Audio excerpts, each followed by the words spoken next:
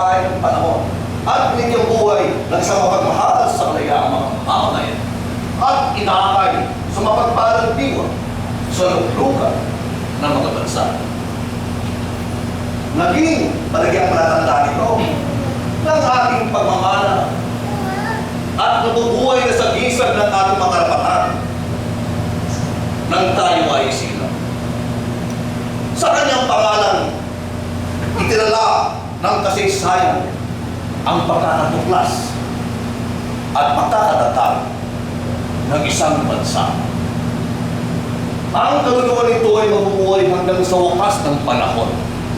At ang kanyang matatayo na anghika ay matatapos lamang kapag ang mga bansa at ang mga laya bagmalilang ka na.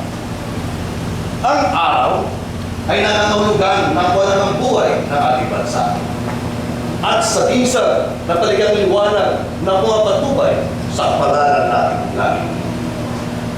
Ang 8 silays ay kumakatawan sa unang mga lubigang nagkasama-sama.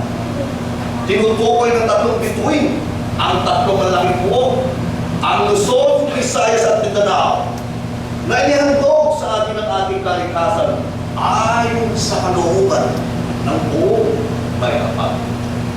Ang puting tatlo ay nagsasaad ng ating mapayapa at maging nakagaling dahil ng ating katapatan at kawagasan ng ating mga layunin ng 3 unang simulain na masoneria.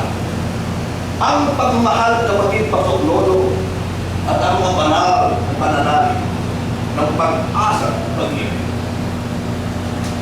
Ang bughaw na kalawakan ay napapakilala ng ating pag-ibig sa inang bayan, ang matayo na panuntunan at hangad.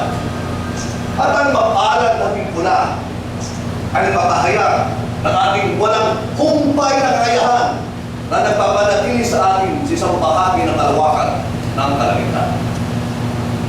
Sa hapukan, ang tatsulog, ang araw, at ang mga bituin na pumupuo ng ating matawa ay maliwanag na sa gisag ng pagkakapatid ng tao sa ilalim ng patubay ng pagiging ama ng Diyos. Tulad ng pangarap ng ating mga ninuno, naway pumanan lang ito sa ibabaw ng mga lupain ng mga maligayang ang mamamayan sa panghabang panahon. Hayun ang ating watawan, lumawa kay Wai, sangsagisag ng pamirang ganda at mahabayang hulugan. Ang paligyan ng pananglaw ng ating mga mamamayan sa isang mapayapa, nagsasarili at malaya ang umukan. Magbugay kayo dito. Sapagkat ito ang gawang ganap at kagalakan at kaligayahan ng ating mga ninuno ng mga panahon ng siglo ng daan. Hagkanin ito, sapagkat ito ang matawat na magigitin ng ating anak na sina Rahaso na yun at Maria Clara. Namin ito sa mga digdig, sapagkat ito ang palatandaan ng ating mga kapatid na nagpuwis ng buhay sa kapaanan ng ating bayan. Mahalin niyo ito, sapagkat ito ang walang kasingalagang alaala na mananatiling magpakailanman sa lahat ng ating maging katatayuan natin sa buhay. Igalang niyo ito ng lubusan, sapagkat ito ang nabuhay na katauhan ng ating lupang sinlan.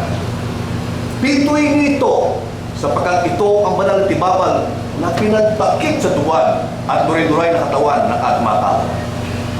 Pagpala at ialay sa may kapal, sapagkat ito ang bunga ng pagpapasakit ng ating mga bayani na mayaman. At magtiwala sa makapangyarihan ng Diyos at sa mga taong katarungan upang ito'y palagian. Mapasa inyo. Sa inyo mga anak, ang inaanak ka ng inyong anak